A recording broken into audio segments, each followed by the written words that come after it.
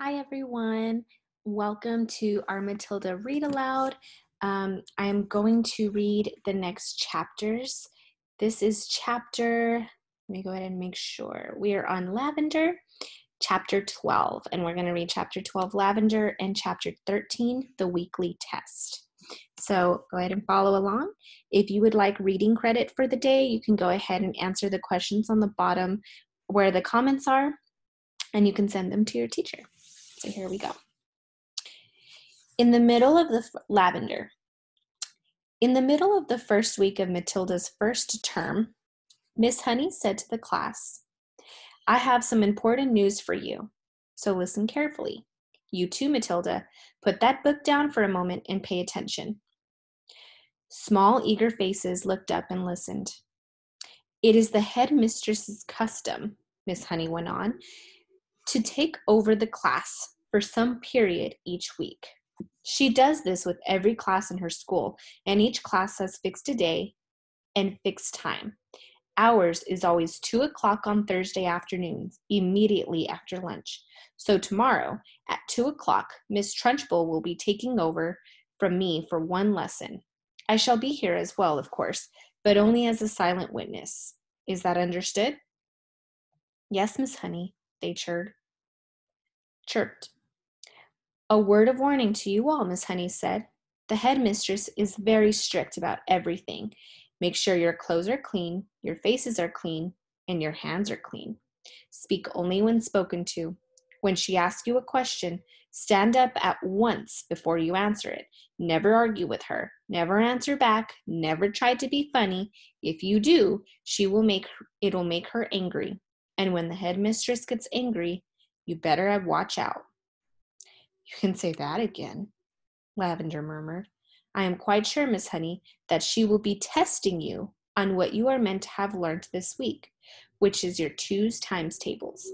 So, I strongly advise you that you swat it up when you get home tonight. Get your mother and father to hear you on it."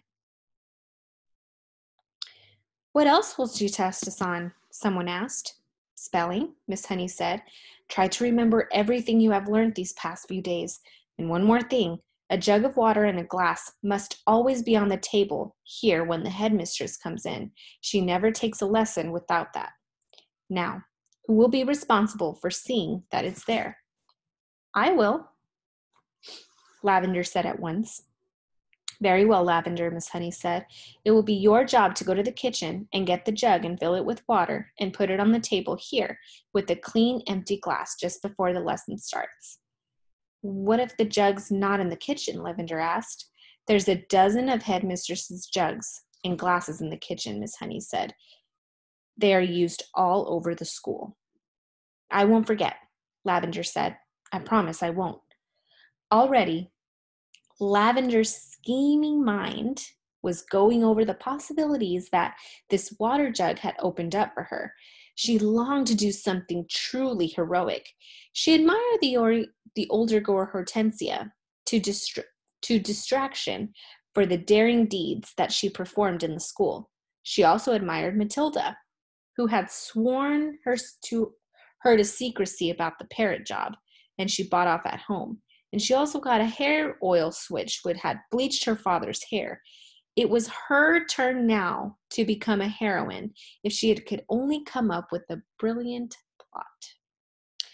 On the way home from school that afternoon, she began to mull over the various possibilities, and when at last the germ of a brilliant idea hit her, she began to expand on it and lay her plans with the same kind of cure the Duke of Wellington had done before the Battle of Waterloo. Admittedly, on his enemy on this occasion was not Napoleon. But you would never have gotten any Churchill Hall to admit that the headmistress was less formidable foe than the famous Frenchman.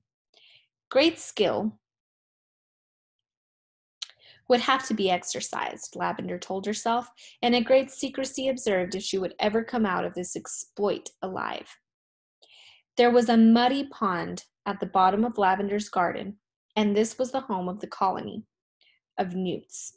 The newt, although fairly common in English pond, is often seen by ordinary people because It's not often seen by ordinary people because it is a shy, murky creature, rather like a baby crocodile with a shorter head.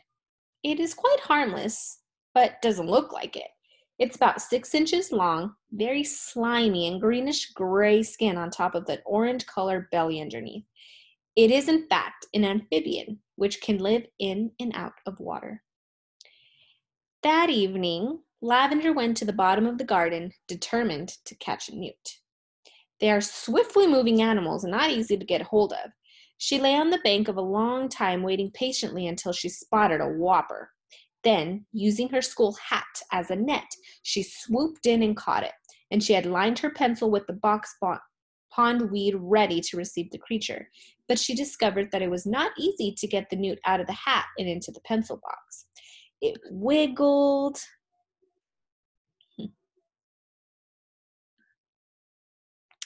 and squirmed like quicksilver, and, apart from that, the box was only just long enough to take it. When she did get it in at last, she had to be careful not to trap its tail in the lid where she closed it. A boy next door called it Rupert Entwistle, had told her that if you chopped off the newt's tail, the tail stayed alive and it grew in another one, the newt 10 times bigger than the first one. It could be the size of an alligator. Lavender didn't quite believe that, but she was not prepared to risk it happening. Eventually, she managed to slide the lid off the pencil box right home. The newt was hers. Then, on second thoughts, she opened the lid just the tiniest fraction so the creature could breathe. The next day, she carried her secret weapon to school in her satchel. She was tingling with excitement. She was longing to tell Matilda about her plan of battle. In fact, she wanted to tell the whole class. But she finally decided not to tell nobody. It was better that way because then no one, even when put under the most severe torture, would be able to name her as the culprit. Lunchtime came. Today it was sausages and baked beans, Lavender's favorite, but she couldn't eat it. "Are you feeling all right, Lavender?" Miss Honey asked at the head of the table. "I had such a huge breakfast," Lavender said. "I really couldn't eat a thing." Immediately after lunch, she dashed off to the kitchen and found one of Trunchbull's famous jugs. It was a large, bulging thing that made a blue glazed pottery. Lavender filled it half full of water and carried it, together with the glass, in the classroom and set it on the teacher's table. The classroom was still empty. Quick as a flash, Lavender got her pencil box from her satchel and slid open the lid just a tiny bit. The newt was laying quite still, with a great care. She held the box over the neck of the jug and pulled the lid fully open and tipped the newt in. There was a plop as it landed in the water and thrashed around wildly for a few seconds before settling down. And now, to make the newt feel at home, Lavender decided to give it the pondweed from the pencil box as well. The deed was done and was ready. Lavender put her pencils back into the rather damp pencil box and returned it to the correct place on her own desk. Then she went out, joined the others in the playground, and took time for the lesson to begin.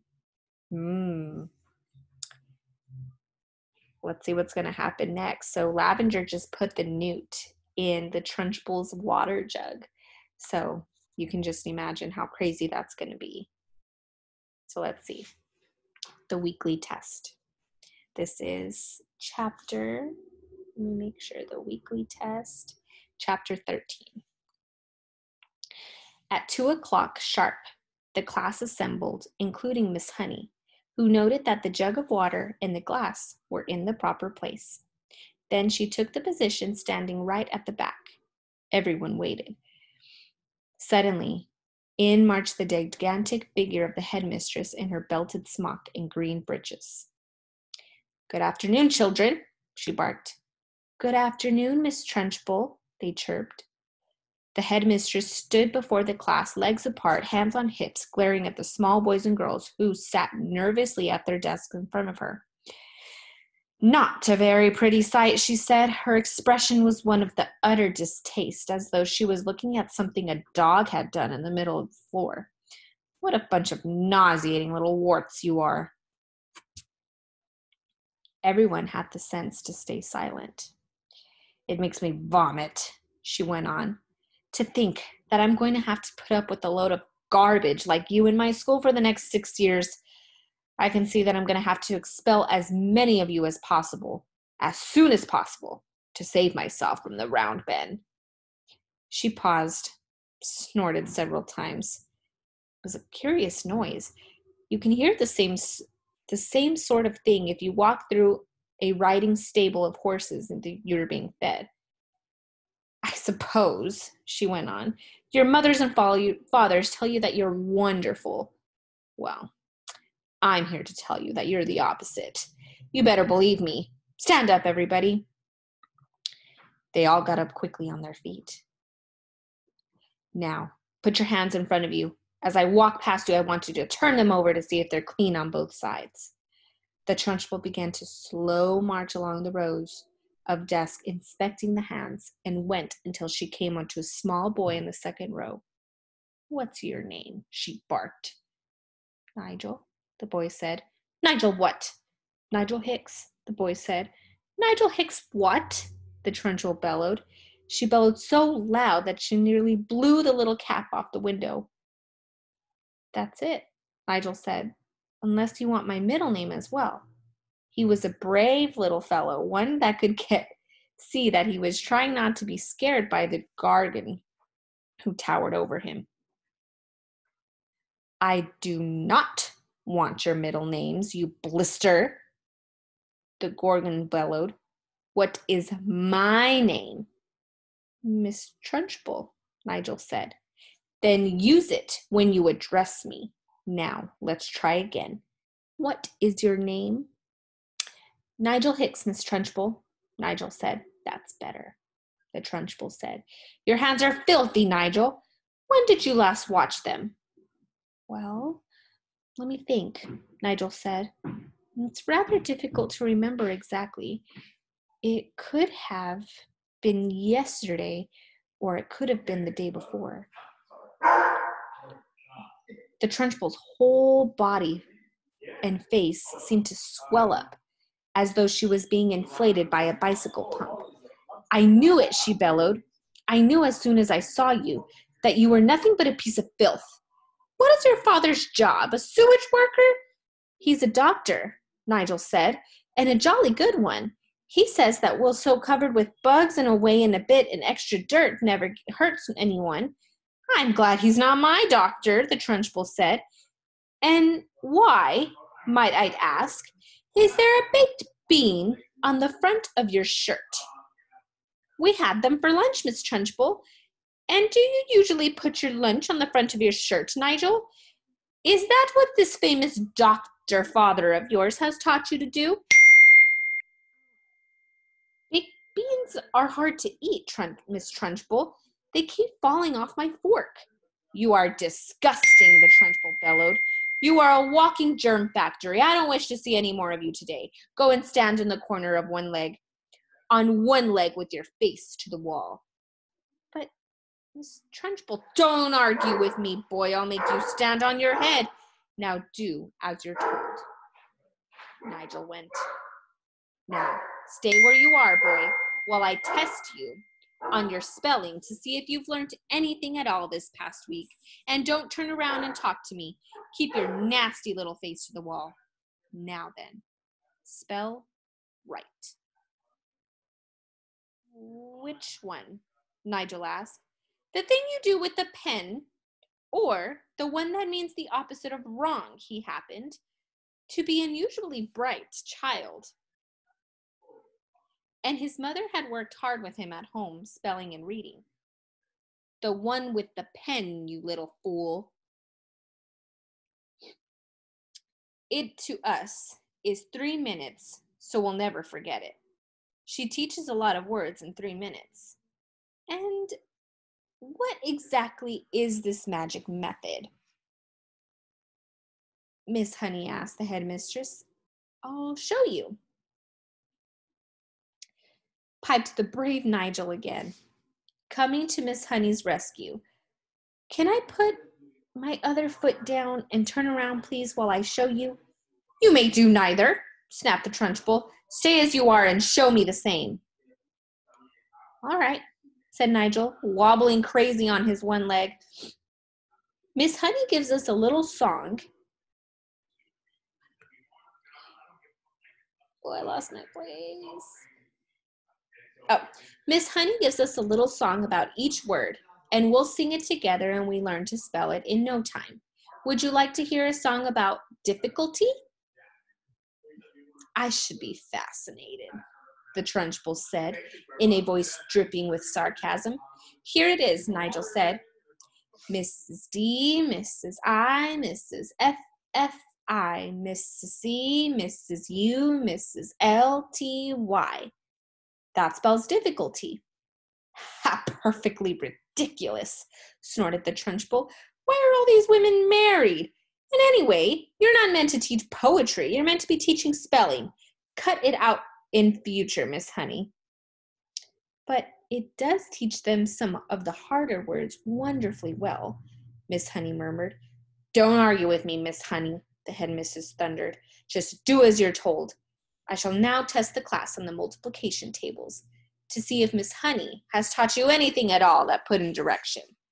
The Trunchbull had returned to her place in front of the class, and her diabolical gaze was moving slowly along the rows of tiny pupils. You, she barked, pointing at a small boy called Rupert in the front row. What is 2 sevens? 16, Rupert answered with foolish abandon. The Trunchbull started advancing slow and soft-footed upon Rupert in the manner of a tigress stalking a small deer.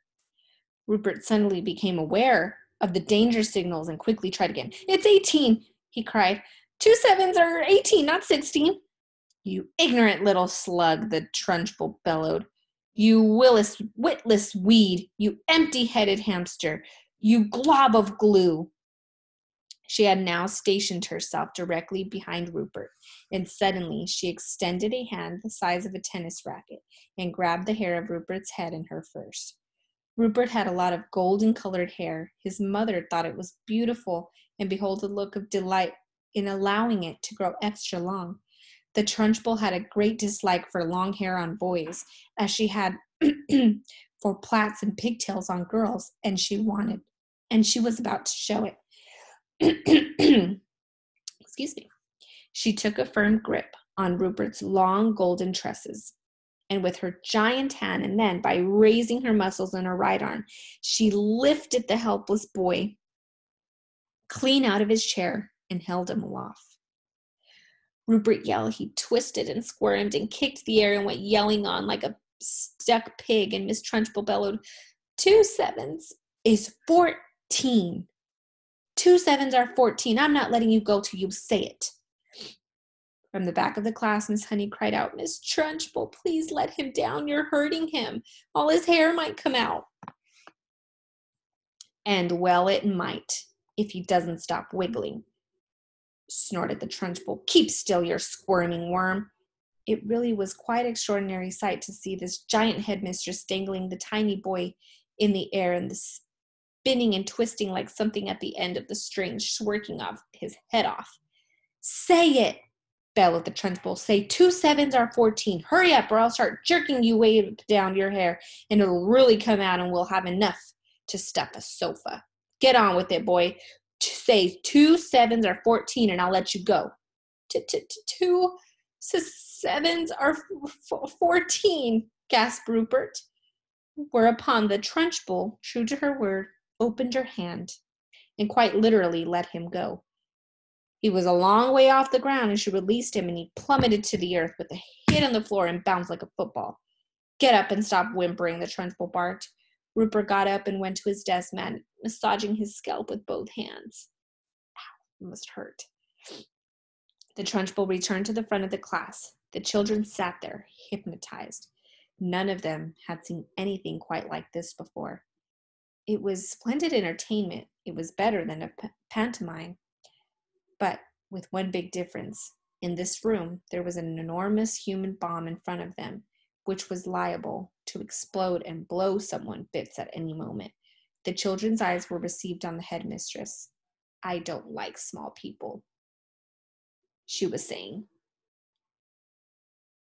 Small people should never be seen by anybody. They should be kept out of sight in boxes like hairpins and buttons. I cannot for the life of me see why children have to take so long to grow up. I think they do it on purpose. Another extremely brave little boy in the front row spoke up and said, But surely you were a small person once, Miss Trunchbull, weren't you?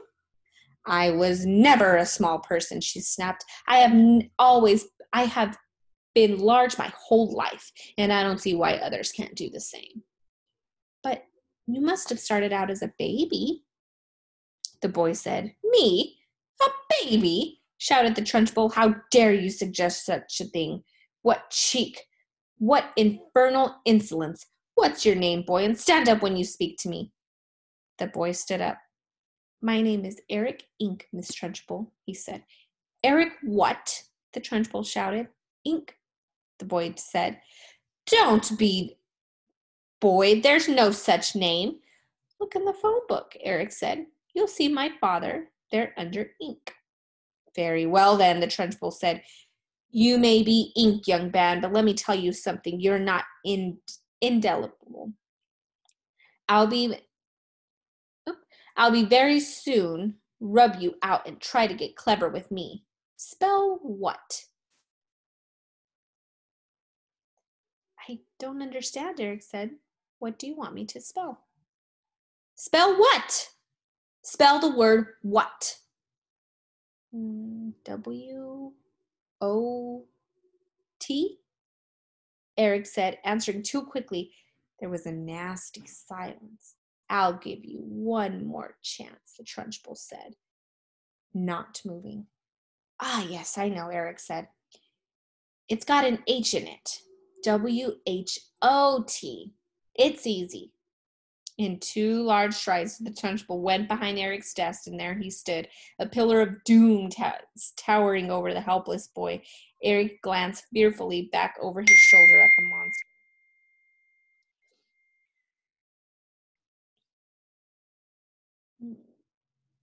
I was right, wasn't I?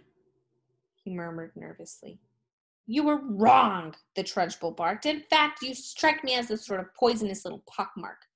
That you will always be wrong. You sit wrong, you look wrong, you speak wrong. You're all wrong all around. I'll give you one more chance to be right. Spell what? Eric hesitated. Then he said very slowly, It's not W-O-T. And it's not W-H-O-T. Ah, I know. It must be W-H-O-T-T.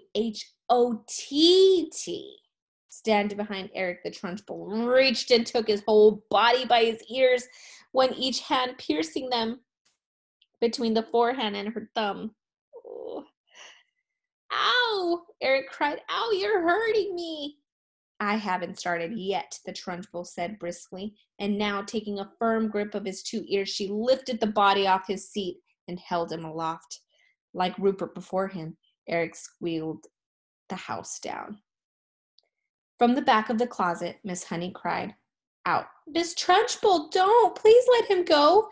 His ears might come off. They'll never come off, the Trunchbull shouted back.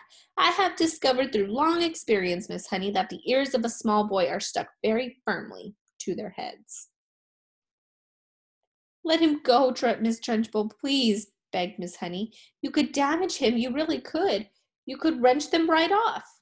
Ears never come off, the Trunchbull shouted. They stretch most marvelously like these things are doing now, and I can assure you that they will never come off. Eric was squealing louder than ever and pedaling with his legs in the air. Matilda had never before seen a boy, or anyone else for that matter, held aloft by his ears alone. Like Miss Honey, she felt sure both ears were going to come off at any moment, with all their weight on them. The Trunchbull was shouting. The word what is spelled W-H-A-T. Now spell it, you little wart. Eric didn't hesitate. He had learned from watching Rupert 4 minutes before that the quicker you answer, the quicker you are released. W-H-A-T, he squealed. Well, what? Still holding him by the ears, the Trunchbull lowered him back to the chair behind his desk. Then she marched back to the front of the class, dusting off her hands against the others like someone who had been handling something rather grimy. That's the way you make them learn, Miss Honey, she said. You take it from me. It's not a good just telling them. You've got to hammer it into them. There's nothing like a little twistling and twiddling to encourage them to remember things. It concentrates their mind wonderfully. You could do permanent damage, Miss Trunchbull. Miss Honey cried out. Oh, I have. I'm quite sure I have, the Trunchbull answered, grinning. Eric's ears will have stretched quite considerably in the last couple of minutes. They'll be much longer now than they were before. There's nothing wrong with that, Miss Honey. It'll give him an interesting pixie look for the rest of his life. But Miss Trunchbull, oh, do be quiet, Miss Honey. You are as wet as any of them. If you can't cope with that, then you go and find a job in some cotton wool pirate school for rich brats. When you have been teaching as long as I have, you'll realize that it's a good thing to bring all kind of children. Read Nicholas Nickleby, Miss Honey, by Mr. Dickens. Read aloud Mr. Waxford Squeers, admired headmistress of Dalton's Hall. He knew how to handle little brutes. Didn't he? He knew how to use the birch, didn't he? He kept his backside so warm you could have fried eggs and bacon on them. A fine book. But I don't suppose a bunch of you were ever going to read it, because the look on them, they were never going to learn to read anything. I've read it, Matilda said quietly. The Trunchbull flickered her head to the room and looked carefully at the small girl with dark hair and deep brown eyes sitting in the second row. What did you say? She asked sharply. I said, I've read it, Miss Trunchbull. Read what? Nicholas Nickleby, Miss Trunchbull.